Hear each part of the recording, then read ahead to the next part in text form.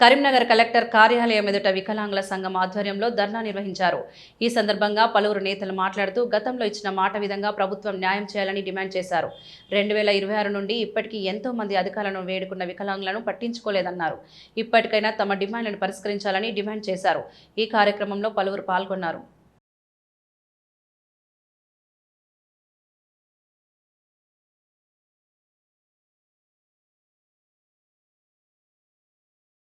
మాది కరీంనగర్ జిల్లా గంగాధర మండలం ఘర్షగుర్తి గ్రామానికి చెందిన ఒక నిరుపేద కుటుంబానికి చెందిన ఒక మధ్యతరగతి కుటుంబానికి చెందిన నా పేరు ఓదన నరేష్.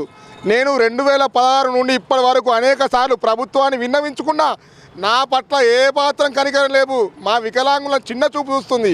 ప్రజాపాలన ప్రభుత్వం అంటే ఇదేనా? ప్రజలకు న్యాయం చేయని ప్రజాపాలన ప్రభుత్వం ఇది. ఎన్నిసార్లు హైదరాబాద్లో అయినా, ఎన్నిసార్లు కలెక్టర్ ఆఫీస్కి అయినా, ఎన్నిసార్లు సెక్రటరీకి అయినా కానీ మా పట్ల కనికరం చూపట్లేదు. ప్రభుత్వం మమ్మల్ని చిన్న చూపు చూస్తుంది.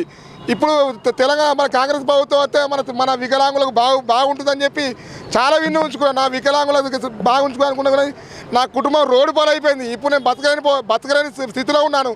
నాకు ఉద్యోగం రాకపోతే నా శావేశ్వరణ్యమని ఇక కలెక్టరేట్ ముందర నేను కోరుకుంటున్నాను.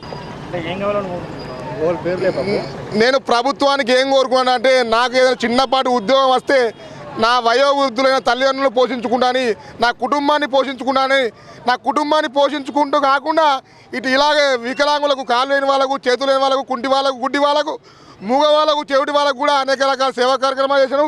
నా సేవా కార్యక్రమాలను గుర్తించి తెలంగాణ ప్రభుత్వం కానీ, కాంగ్రెస్ ప్రభుత్వం కానీ ఇప్పటికీ చాలా అవార్డులు కూడా వచ్చినాయి.